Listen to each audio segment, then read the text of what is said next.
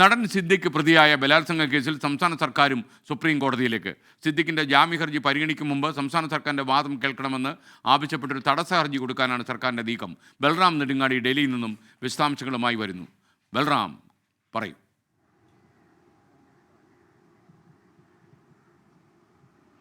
Good morning SKN. സിദ്ദിഖിൻ്റെ കേസിൽ ശക്തമായ നീക്കത്തിന് തന്നെ തയ്യാറെടുക്കുകയാണ് സംസ്ഥാന സർക്കാരും.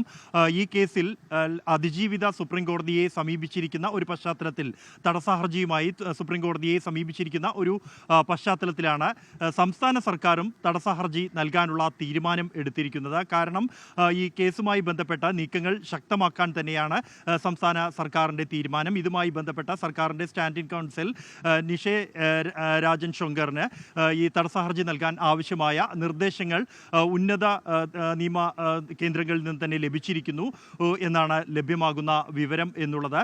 ഈ കേസിൽ സംസ്ഥാന സർക്കാരിന് വേണ്ടി മുതിർന്ന അഭിഭാഷകരെ തന്നെ ഹാജരാക്കാനുള്ള തീരുമാനത്തിലാണ് സംസ്ഥാന സർക്കാർ. അതിനായുള്ള ശ്രമങ്ങളും ആരംഭിച്ചു കഴിഞ്ഞിരിക്കുന്നു എന്നുള്ളതാണ് ലഭ്യമാകുന്ന വിവരം. രഞ്ജിത്ത് കുമാർ അല്ലെങ്കിൽ ഹരീൻ റാവൽ എന്നീ മുതിർന്ന അഭിഭാഷകരിൽ ആരെയെങ്കിലും ഹാജരാക്കുവാനുള്ള ഒരു നിർദ്ദേശമാണ് ലഭിച്ചിരിക്കുന്നത്. അതിനുള്ള നീക്കങ്ങൾ ആരംഭിച്ചു കഴിഞ്ഞിരിക്കുന്നു. പ്രത്യേകിച്ചും ഈ കേസുമായി ബന്ധപ്പെട്ടുകൊണ്ട് സിദ്ദിഖിനെതിരായി കഴിഞ്ഞ ദിവസം ഹൈക്കോടതിയിൽ കേസ് പരിഗണിക്കുന്ന ഘട്ടത്തിൽ ഈ രൂക്ഷമായ പരാമർശങ്ങൾ ഉണ്ടായിരുന്നു.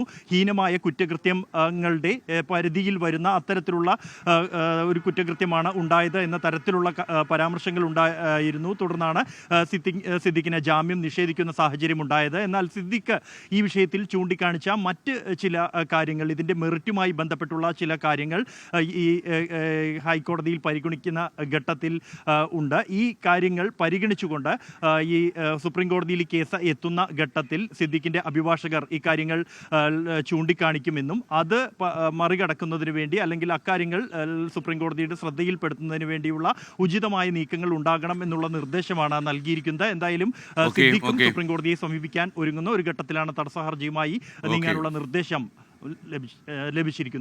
That was Balram Nedungadi from Delhi.